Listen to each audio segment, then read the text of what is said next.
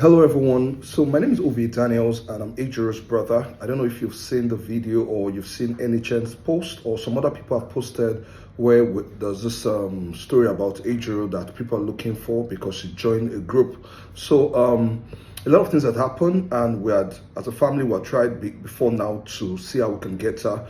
If you had seen one of the videos, I think NHM posted just a short clip of the video, how she came around to the office and we're having a conversation with her, and the whole thing was really bad. That we landed at the police station, Metama police station in Abuja here, and we're in police station for hours. In fact, we went to two police stations or three police stations that particular day.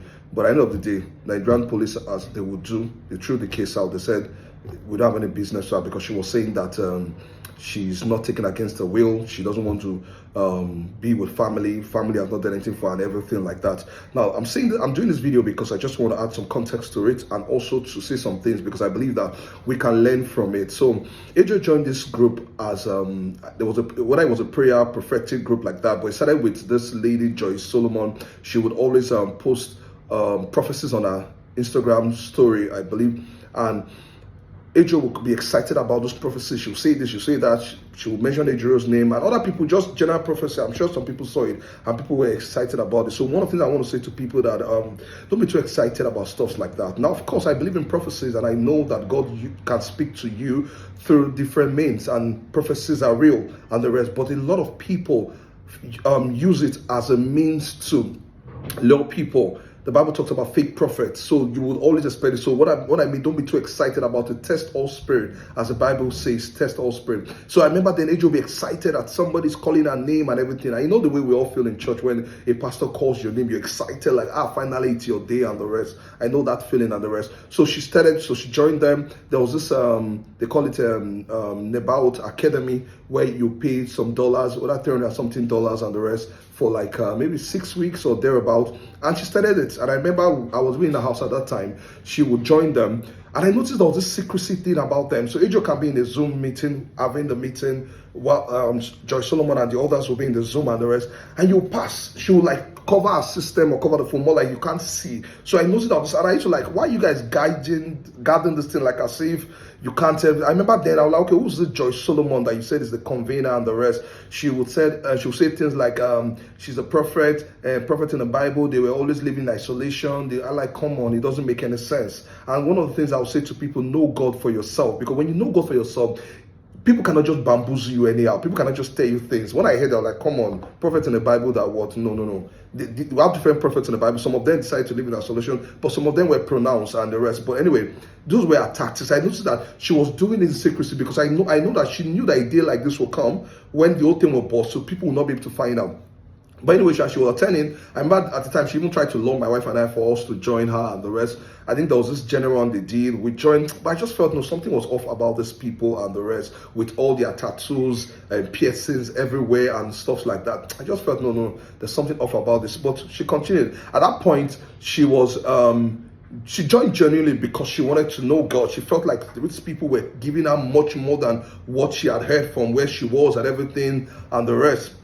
But I began to feel that something was off. After a while, she stopped attending the church she was attending, which was Koza. And of course, the people told her she stopped going to Koza. I think she said they told her to go to Apostle Selman's place. But after a while, she wasn't going anywhere. Apostle Selman's Koza, she wasn't going. She was not dedicating her time to this group. And they were having meetings and the rest. She joined the Nebaut training and the rest.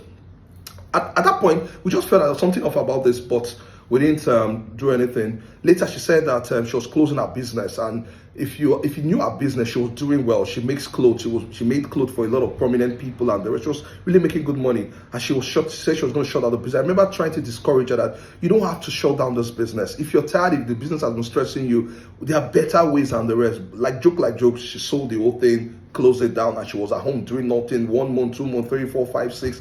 We're worried. We're like, come on, something is up. And then when our rent was due, she couldn't renew the rent, and she said she was going to move out of the place. And we're like, do you really have to move out? Okay, we can find a way around it. We could pay the rent for you and everything. But at that point, she started shutting us out of it. So I was even in Abuja. I was at my own place. But I noticed that she didn't even tell us when she moved out. I was like, come on, I'll come and help you move your things or even help you sell your things. But she just told us that she has moved out, she's staying with a friend, she would sort herself, that she's trying to have time with God. God will tell her what to do next. And I'm like, come on, there's something off here. You are saying God is telling you to close down your business. Now you can't pay your rent, and now you are waiting for God to tell you the next thing to do. I said, truly, God made some moves like that in the Bible. God told Abraham, bring your son, everything, but there was a purpose in everything. And I said that even if it is, the Bible says you must be busy doing something. But at that point, she wasn't listening again, because those guys were already speaking, influencing her and the rest. So that's how she cut off. But then I noticed that she hardly would pick call. She would not come when family were gathering together to do something and everything. And one particular day, I can't remember how we just suspected that. I'm sure that Ejiro really moved out of that house and she's no more staying there. So one of my older sister and I, we went to that place in Abuja where she was staying in Jai, and we went to the house, and lo and behold, we found somebody else staying in the house. There was this guy called Tai, and I'm going to mention names because I want these people to come and speak out also, state their involvement, or tell the whole world I was part of them. Maybe I was deceived, I'm no more there, because I feel that some of these people, they hold some clues to us finding out who Ejiro is and some of these people. So this guy they called Tai, I've forgotten his surname, maybe I put his picture on this video, and we met him with his wife, and I think one of a child or something living in the house. So at that point, I was like, okay. And amazingly, Ejiro's things were staying intact. I'm talking about every single thing, our TV, our chairs, every single thing. We didn't go into the bedroom to know if anything, but everything, like as if she was still living in the house. So I said, okay, we're looking for Ejiro. Who are you and the rest? And I introduced ourselves, we're Ejiro's sibling. And you guys said they're friends, they're members of that group, that Abba's Heart Ministry, and that do the Nebaut Academy. I'm like, okay, so how come you're here? And the guy said that he came to Abuja to do something, and he needed a place to stay. And Ejiro said she had a place to stay, and the guy could come stay there. He didn't add up. I was like, I don't understand. Ejiro told us that she had moved out of the house. She's going to stay with a friend somewhere else. She didn't tell us. How come you're the one staying here? And at that time, Ejiro was not picking our calls and everything. So at that point, I told the guys, I said, since you are communicating with Ejiro, let Ejiro know that we're looking for her, we're concerned, we're worried, what's going on. At that time, we didn't even know that things were really as bad as it's obvious today. And so the guy said he was going to reach out to Ejiro and everything. So we left. After a while, the guy said he spoke to Ejiro. Ejiro was like angry, why did we get involved in our business, blah blah blah and everything. And later we also noticed that the guy stopped picking our call. Just noticed that the guy just didn't want to pick call again and the rest. So I remember speaking to the caretaker about it and everything, and the caretaker was like, truly, she was even wondering that Ejiro told her that this guy was her brother, that's thinking that I was the one. I said, no. How many brothers does Ejiro have? We're only two. I'm the one here in Nigeria, the other one is not in the country, so who else and everything. So the lady said, the caretaker said she even suspected that something was fishy, so she put pressure on the guy that she want to see Ejiro, and that she didn't rent the house to the guy and everything. But cut long story short, the guy later moved out of the house. And that was how we couldn't reach the guy again. He wasn't picking his call, we couldn't find Ejiro and all the stuff. We began to ask questions, then we began to look. So we went to the website, so we began to search for them online. At that point, we noticed that they had gone offline on Instagram, they had evicted their pages and everything, but at that time their website was still active. So we went to the website, I think it was www.Abba's Heart Ministry or something like that. So we went there and we saw 3 videos of people that were sharing their experiences of how they did the academy and how their life changed and the rest. Put her name on the screen, but she owns this business called Newban, whatever, but I'm going to put Instagram handles and everything so people can also reach out to her.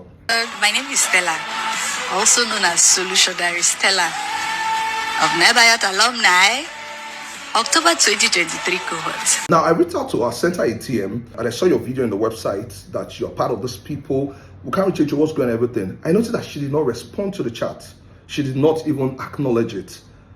I knew that something was up. My other sister even called her business, since she runs a spa in Lagos and Abuja, also called the business that she wanted to see their boss and the rest, and they were okay. We're going to so at the point where they were like, okay, the boss was not available. When the boss was not available, okay, we want to talk to the boss. The moment they told the boss, and the boss asked this lady, this Newban care lady or Newban beauty lady, and she found out that it was somebody related to Ejiro, about Ejiro, she immediately declined to talk. So we felt that something was fishy here. The only guy that spoke he said that he was no more part of the group, and he had told them to take down this video, that he noticed that they were scammed, they were just everything that we found out today, that they are demonic, they're everything, that he had warned them to take down this video, that he to join them, wanting to know God and everything, but later found out that there was they were into a lot of things. And so the guy was even trying to help us and the rest, but he was no more part of the group. So, and once you leave the group, they will disconnect you because they know that you can go tell and everything. I'm going to try and stop this video now because of time. I don't want to make it too long. Maybe I'll do another video, but let me see how far I can go. So anyway, so that newborn lady, I want people to really ask her, try to do that close to her and everything, and ask her, you were part of this group, what's up? Are you still part of the group? Do you know Ejiro and everything? Because I believe that she has some information that can help us find Ejiro and also find this person that is part of this Joy Solomon of a lady. But anyway, to cut the long story short, one particular day, I just received a call from a strange number, and lo and behold, it was Ejiro. We're like, oh, thank God. We've been looking for her. This was like maybe, I think about 2 months or thereabout ago, or 3 months ago. And she just like, Ovi, where are you? And I said I was at the office and the rest. And she came with 2 other ladies. I'm going to put a clip of the video here. And she came with 2 other ladies, and they just bashed into the office. And Ejiro just asked, myself and one of my other sisters were in the office together. And Ejiro just came, why are you looking for me? Why are you looking for me? Why are you going to spoil my name? Why are you telling? Came with this angry fight. I'm like, Ejiro, calm down. We are bothered about you. We are concerned, and we've heard some information about this group, and we're not comfortable and everything. And she started making noise. And notice that the 2 ladies that came with her and one other guy, there were 3. Immediately they entered the office, they all held their phone, they were recording. I was like, okay, what's going on? You can't come into our office and you're recording, please. Can you stop the record? And they were like, no, they're not going to stop that. The moment we took this matter online, it became their business and everything, more like speaking for her. At a point, like, okay, please, can you leave us? Want to talk to our sister? You would have heard the clip of my other sister saying you want to talk to our sister. They were saying they're not going to leave. At the point, I just got angry. I said, leave this office now. That I'm going to call security to throw you out. They were still adamant, and the rest. Security came, was even trying to turn out. They were not willing to leave. Immediately, it got violent. I pulled, did everything, pulled them out of. So at the point, I just felt, wait, so if these people leave, Ejiro is going to follow them, because Ejiro kept defending them and the rest. We now told security to lock the compound, that they are not even leaving. Let's go to the station. Since we're looking for my sister and we're looking for these people and the rest, that was how we locked the place. We insisted that we're all going to the station. At that point, they were trying to leave. We told them they couldn't leave. Ejiro was trying to leave also. But at that point, she was really fighting, insulting us, almost became violent, like as if we should leave her, that we have not been part of our life. You know, when somebody had been hypnotized and talking rubbish and the rest.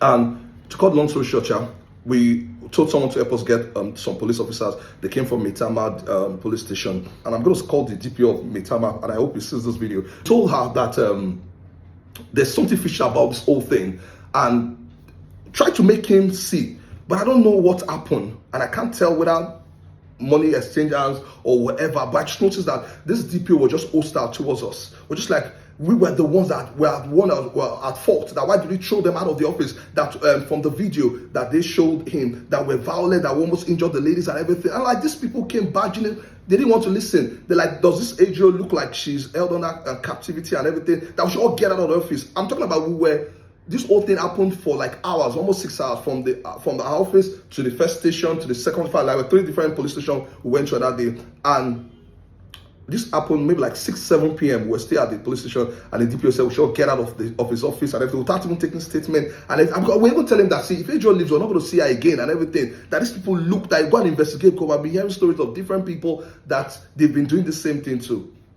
Anyway, that was how the police dismissed all of us, and Ejiro left with them. Later, we told somebody to trace them, to just drive behind them and see. And we later found out they went to the airport that night about 8 p.m. I don't know how they even got a flight out of Lagos. And from our own investigation, found out they went to Lagos, Ikorodu, and staying somewhere that we don't know. But I'm saying this to say to everyone that the more we talk about this, you realize that a lot of people have had issues with the same people, and the more we talk about it, the more we bring different information, the more we'll be able to investigate. And I pray that the right authorities will take this up and do something. But I know that some people know this lady, or even the other ladies. There's a Fumi Obembe, one of the ladies that came to the office that day. There's one, I'm going to put their videos so people can see them. And the particular guy, and I'm also calling out the Tai guy, they call him Bishop Tai also. He said he's no more part of them, that he too was deceived. So okay, come out, say I was part of this group, but I'm no more part of it, and tell us what you know and the rest. But the point I'm making is that people, please don't be easily deceived. I know that Christianity has to do with faith and we trust a lot, but know God for yourself. I remember telling Ejiro all this, that it was so clear that these people, they were not genuine and the rest. They will give a prophecy. And anyway, that's not just the story for today. I'm going to do more videos and talk about it and see how things work. Thank you for watching, and please share this video. God bless you. Bye.